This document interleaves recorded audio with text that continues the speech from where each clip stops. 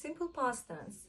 We use the simple past tense to refer to actions or states that happened in the past and are finished and completed.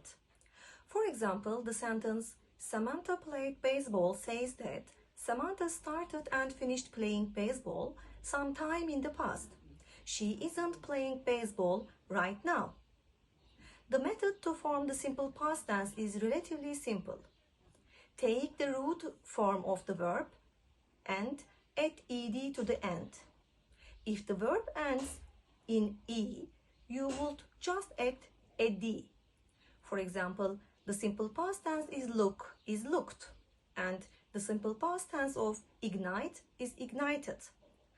For verbs that end with y, the y usually changes to an I if it follows a consonant.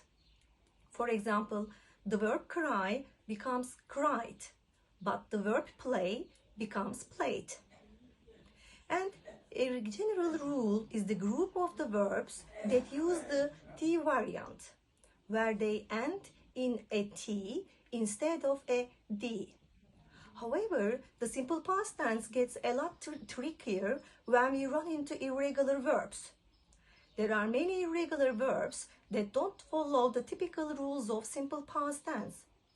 Unfortunately, there is no general rule for how to form the simple past tense in regular verbs. You should simply need to learn these verb forms.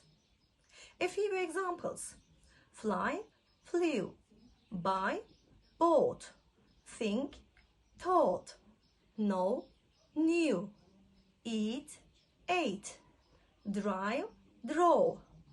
In order to make the simple past tense negative, you should the phrase did not before the root form of the verb.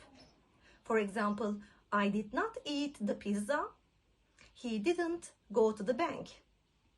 In order to make the simple past tense questions, you should use the phrase did, then the subject, and finally the root form of the verb. Did you eat the pizza? Did she go to the bank?